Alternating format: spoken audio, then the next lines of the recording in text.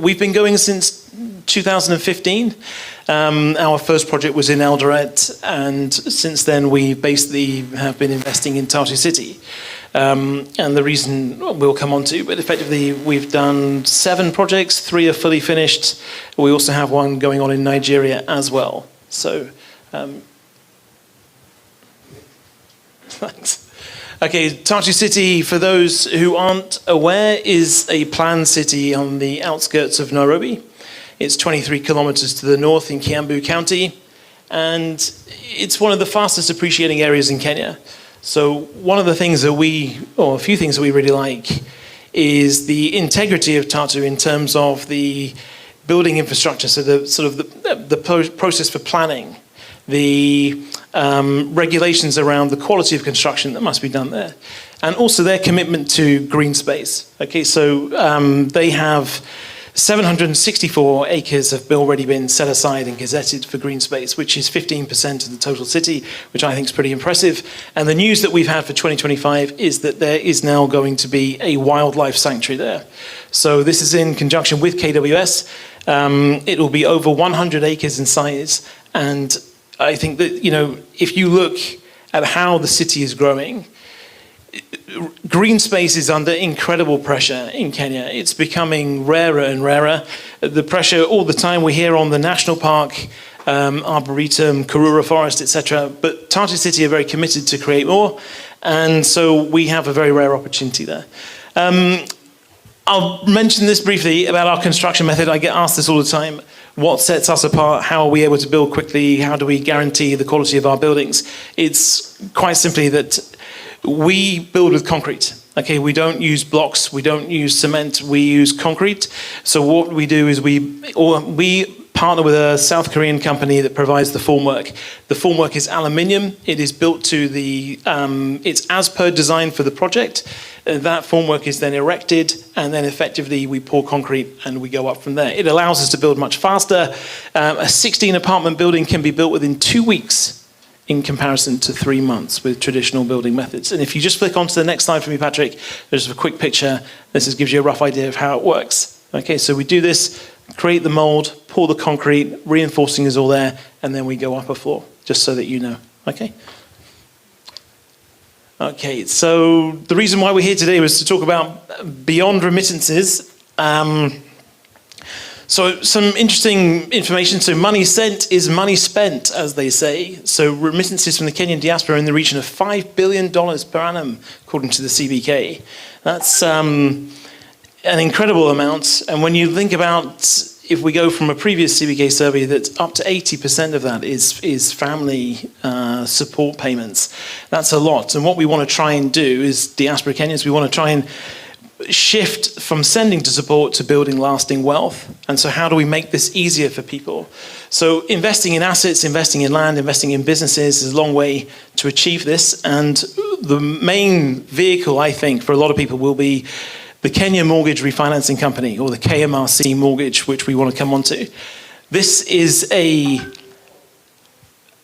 new product. Sorry, Patrick, can you just flip me on one slide? Let me do this first. Okay, so why would we do this? Obviously, across the world, property goes up in value, generally speaking. There might be the odd crash, but effectively, long term, you get capital gain. Your savings, as you pay money into your repayments of the mortgage, obviously you're building equity. That equity also is very valuable. You can borrow against it. It's something which is better than having cash in the bank because it's inflation safe. So property is always protected from inflation, cash is not. Okay, and then obviously your rental yield also. So as you buy a property, you get a tenant in, they're paying you a yield on top of that. So capital gain, rental yield, and it's inflation proof. Okay, why do we want to use the mortgage instead of our cash? So look, I don't want to get bogged down in the figures here too much in case there's any very clever mathematicians that pull me up on my figures, but briefly, leverage allows you to borrow money to increase the return on your investments. Okay, so instead of using your own cash, just to give you a rough idea, 2 people have 10 million shillings each. The first person puts it all in government bonds. Okay, let's say it's 13.5% return. At the end of 10 years, you get 23.5 million back, including your initial investment. However, if you did, using the KMRC mortgage, this is just a rough example, your 10% deposit against the apartment, 600,000. You put the balance into government bonds, fine. This then allows you to generate an annual rental yield, 420, so over 10 years, 4.2. This is your estimated capital gain based on the performance that we've had for the last 5 years, right? Paying back your mortgage after 10 years, you're still left with a 17 million return. So in total, you're almost 40 million. Forget the number specifically, but the idea is just to show you that leverage is a very powerful tool. Okay, and why have people not been doing this in Kenya so frequently? I think that traditionally high interest rates have basically made this impossible. So if you are borrowing at the standard commercial rate, which is 18% currently, and your standard commercial rate is 18, your capital gain is 16%, it doesn't make sense to borrow. But if you have the KMRC mortgage, next slide please, Patrick. The KMRC mortgage is 9.5% fixed. So at single digit interest rate, now this starts to make sense, okay? So 9.5%, you'll get between 80 to 100% financing, up to 20 years repayment period, and it's accessible through banks and SACCOs. It's possible because this money comes from the World Bank and African Development Bank. Okay, so it is not local money within Kenya. So that's where the 9.5% comes from. It's fixed for the entire duration. And the other great thing about it is that there is no penalty for early repayment, and there's no penalty for lump sum repayment. So it becomes very flexible.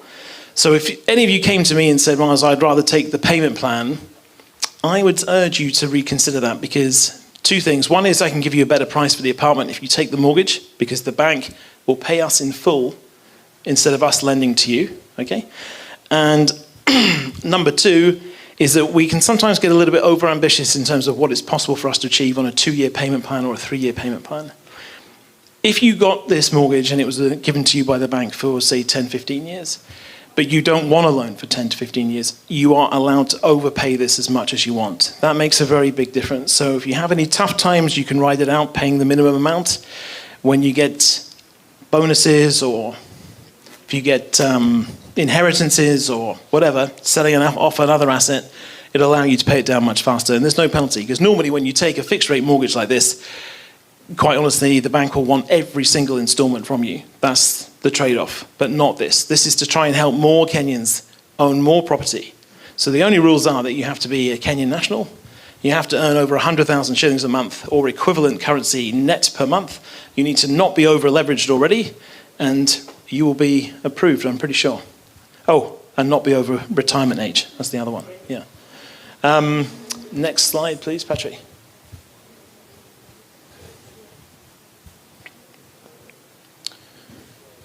FAQs. Quick one. Okay, so what happens if I can't meet my monthly payments to the bank? You'll get a 6-month grace period to get yourself back on the straight and start repaying. Okay? What insurance comes with the mortgage? And obviously if you can't, then we sell the property and repay the loan. Yeah? What insurance comes with the mortgage? When you take the KMRC mortgage with a Kenyan bank, the bank will embed insurance costs within the loan. These include credit life, which is basically life cover. If something should happen to you and you die, then your spouse, the mortgage is paid off instantly, okay? Retrenchment cover, so should anything happen to your employment that is no fault of your own, then you'll get 9 months payment protection on your mortgage repayments. And then also there's fire insurance within that, should there be any unfortunate incident. What happens when I retire?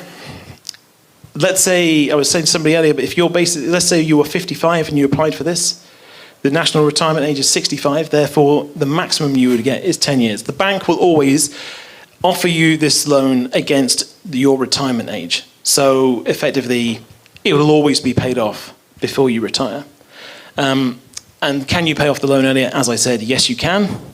Can I sell my apartment during the loan period? Yes, you can, and any equity that you have built in that time period will be paid back to you. Okay? And can my husband and wife also be a co-owner of the apartment? Yes. You can buy in joint names. Yes, Patrick. Very briefly, we have 3 ongoing projects in Tatu City.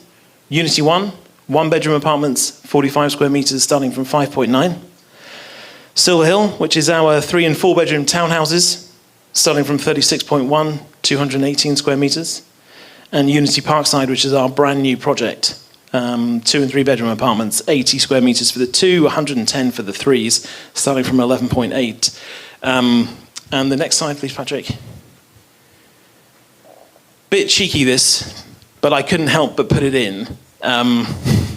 We've been very fortunate with our locations of land, because Unity 1 and Unity Parkside, it turns out, now border this 100 acres wildlife sanctuary, which we're obviously very delighted about.